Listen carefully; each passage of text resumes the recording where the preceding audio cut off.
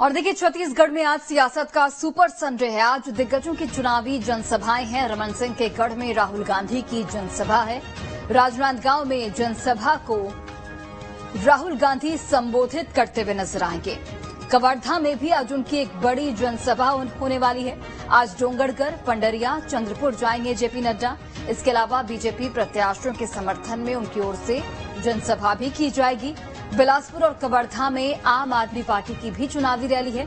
पंजाब के सीएम भगवंत मान आज जनसभा करने वाले हैं। यानी कि आज सुपर संडे सियासत का कह सकते हैं छत्तीसगढ़ में, क्योंकि एक तरफ राहुल गांधी की भी मौजूदगी है जो राजनांदगांव में सभा करने वाले हैं। वहीं पर बिलासपुर और कवर्धा में आम आदमी पार्टी की चुनावी रैली है। वहीं पर जेपी नड्डा आज डोंगरगढ़, पंडरिया और चंद्रपुर जाएंगे, जहां पर बीजेपी प्रत्याशियों के समर्थन में जनसभा की जाएगी। और चलिए, अधिक जानकारी के साथ सहयोगी मोहित राजदूबे इस वक्त लाइव जुड़े हुए हैं। सीधे उनका रुख करते हैं। मोहित, कह सकते हैं कि आज सियासत का सुपर संडे और आज के दिन कांग्रेस, बीजेपी और आम आदमी पार्टी तीनों ही पार्टियां अपने दिग्गज नेताओं को चुनावी मैदान में उतार चुकी है। और किस तरीके से अब चुनाव प्रचार प्रसार राहुल गांधी करते हुए नजर आएंगे, जेपी नड्डा करते हुए नजर आएंगे और भगवंत मान भी करते हुए नजर आएंगे।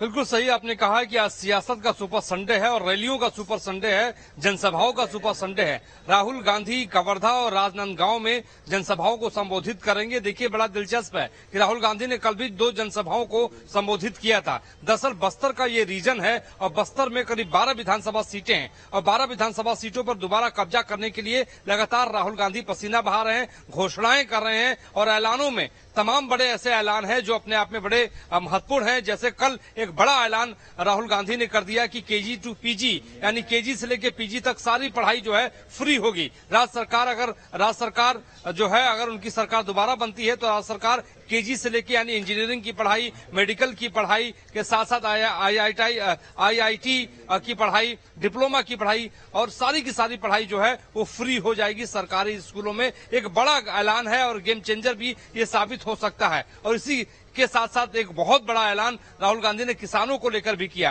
कहा कि अगर उनकी सरकार आएगी तो सारा कर्जा पुराना जो है वो माफ कर दिया जाएगा। और खास तौर पे देखिए, बड़ा समझना जरूरी है कि बस्तर और दुर्ग का जो इलाका है आदिवासियों का इलाका है, वनोपज का इलाका है। और सीधे तौर पर राहुल गांधी ने कह दिया कि वनोपज यानी तेंदुपत्ता की खरीदी के मद्देनजर 4000 रुपए दिए जाएंगे। इसके अलावा जो तेंदुपत्ता संग्राहक है, जो संग्रहण करते हैं, उनको बोनस भी 10 रुपया प्रति कुंटल दिया जाएगा। ये अपने आप में बड़े जो ऐलान है वो राहुल गांधी ने किए हैं। तो आज देखने वाली बात यही होगी कि जब कवर्धा और राजनांदगांव में राहुल गांधी प्रचार प्रसार करेंगे तो क्या और बड़े ऐलान किए जा सकते हैं। देखिए, मैनिफेस्टो अभी तक कांग्रेस का आया नहीं है, लेकिन यही हम कह सकते हैं कि ही तमाम ये जो बातें राहुल गांधी घोषणा कर रहे हैं मंच के माध्यम से, भूपेश बघेल मंच के माध्यम से जो ऐलान कर रहे हैं, यही घोषणा पत्र आने वाले वक्त में आपको कांग्रेस के जो है वचन पत्र, घोषणा पत्र में दिखाई देगा। इसके अलावा आम आदमी पार्टी भी लगातार धुआंधार प्रचार करने में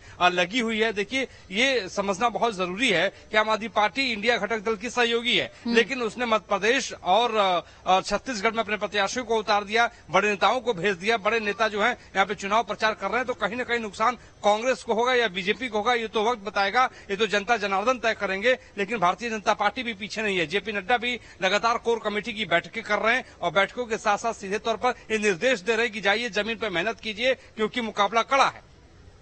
बिल्कुल मोहित, और जिस तरीके से बीजेपी यहां पर लगी हुई है, जेपी नड्डा की अगर हम बात करते हैं तो बैठकें काफी जेपी नड्डा की ओर से ली गई, कार्यकर्ताओं में जोश भरने का काम किया गया। वहीं पर राहुल गांधी की भी जो आज सभा होने वाली है राजनांदगांव में बेहद महत्वपूर्ण, क्योंकि राजनांदगांव पूर्व सीएम रमन सिंह का गढ़ माना जाता है। और यहां पर जब वो जनसभा करेंगे तो किन किन बातों का जिक्र करते हैं, क्या आज भी कोई घोषणाएं हो सकती हैं, ऐसा कहा जा सकता है?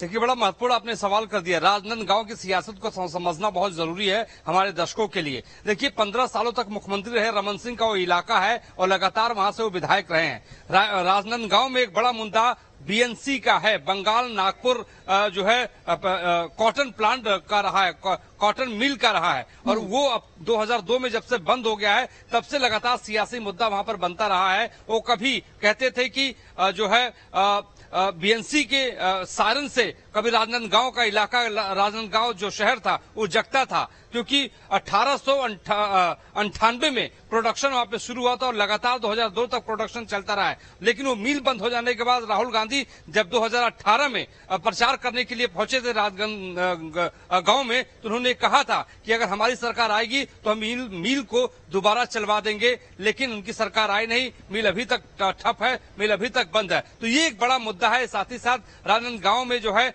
मेडिकल का एक बड़ा मुद्दा है, और इसके अलावा आत्मानंद स्कूल भी राजनांदगांव में खोला गया है, जो Swami Atmanand English medium school है। खुद हमने ग्राउंड जीरो रिपोर्ट राजनांदगांव में किया था। तो तमाम ऐसे मुद्दे हैं। राहुल गांधी बीएनसी का मुद्दा भी उठाएंगे, अपनी उपलब्धियों को बताएंगे, और साथ ही साथ कहा जा रहा है कि एक बड़ी घोषणा राहुल गांधी आज भी मतदाताओं के मद्देनजर कर सकते हैं। बिल्कुल मोहित, और आम आदमी पार्टी की अगर बात की जाए तो भगवंत मान भी काफी बार छत्तीसगढ़ का दौरा कर चुके हैं, अरविंद केजरीवाल भी कई बार आ चुके हैं, यानी कि न सिर्फ बीजेपी और कांग्रेस बल्कि अब आम आदमी पार्टी भी प्रचार प्रसार में जुटी हुई है। कितना फायदा या फिर कितना नफा नुकसान दोनों पार्टियों को, अगर हम बीजेपी और कांग्रेस की बात करें तो, होने वाला है?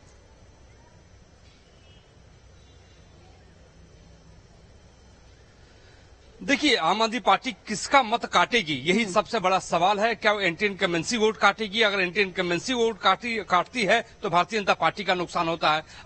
अगर वो जो है वादे करके आती है और कहती है कि हम बिजली बिल माफ करेंगे और 200 यूनिट तक आधा कर देंगे और हम चिकित्सा फ्री कर देंगे, एजुकेशन फ्री कर देंगे, तो ऐसे वादों के साथ आती है तो वो कांग्रेस का नुकसान करेगी। लेकिन कुल मिलाकर कांग्रेस के नेताओं का कहना है कि आम आदमी पार्टी का कोई अस्तित्व छत्तीसगढ़ के भीतर है नहीं। वो चाहे जितनी भी मेहनत कर ले, उनके बारे में बात ही करना ठीक नहीं होगा, क्योंकि कोई उनका यहाँ पे जनाधार नहीं है। देखिए, मुख्य मुकाबला जो है छत्तीसगढ़ के भीतर कांग्रेस और भारतीय जनता पार्टी के बीच में है। भूपेश बघेल अपनी उपलब्धियों को लगातार गिना रहे हैं और कह रहे हैं कि हमारी जब सरकार बनी थी तो हमने 2 घंटे के भीतर जो किसानों का कर्जा करीब 9,000 करोड़ के आसपास माफ कर दिया था, और आने वाले वक्त में जो है वही कर्जा अगर दोबारा 5 सालों के भीतर किसानों ने जो है सरकारी समितियों से लिया है तो उनका कर्जा हम माफ कर देंगे। तो किसानों का मुद्दा, एक बड़ा मुद्दा जो है वो छत्तीसगढ़ की सियासत के भीतर घूम रहा है। जी बिल्कुल मोहित, और देखना होगा कि आज जब तीनों ही दल अपने अपने प्रमुख नेताओं के साथ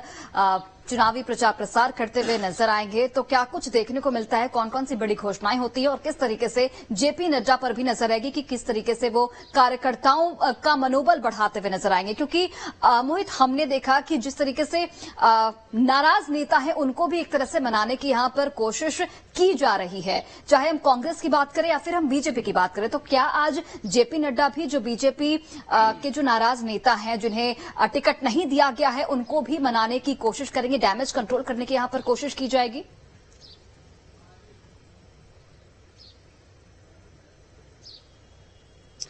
देखिए, निश्चित तौर पे भारतीय जनता पार्टी में जो टिकट काटे गए हैं, जिनको टिकट नहीं मिला है, उनको मनाने की एक बड़ी कोशिश और सामंजस्य बैठाकर जमीन पर उतारने की एक बड़ी कोशिश भारतीय जनता पार्टी के बड़े नेताओं की है। लेकिन वो कितना मना पाते हैं तो ये तो अभी दूर की गोटी है और ये अभी कहना बड़ा मुश्किल है। लेकिन वही कांग्रेस के भीतर भी कहीं न कहीं जो है कई ऐसे नेता हैं जो निर्दलीय उम्मीदवार जो बन चुके हैं और उनको मनाने की कोशिश नाकामयाब कांग्रेस पार्टी की अब तक रही है। 22 विधायकों के टिकट काटे गए, 22 लोगों को मौका दिया गया, 18 महिलाओं को भी मौका दे दिया गया। लेकिन ये 22 लोगों को जो मौका दिया गया है उसमें कितने जीतेंगे, कितने हारेंगे, और जो खासतौर पे जो पार्टी में खुलकर भले ही न बोल रहे हो कि वो, लेकिन उनको किस तरीके से मनाया जाएगा, किस तरीके से सामंजस्य बैठाकर। देखिए, भूपेश बघेल ने सीधे तौर पर जिन लोगों का, जिन विधायकों का टिकट कटा है, सीधे तौर पर भूपेश बघेल ने यही बात कही कि आप मुंह मत फुलाइए, आप परेशान मत होइए, सरकार हमारी बनेगी तो संगठन में भी आपको काम दिया जाएगा और सरकार के भीतर भी आपको बड़ी जिम्मेदारी दी जाएगी।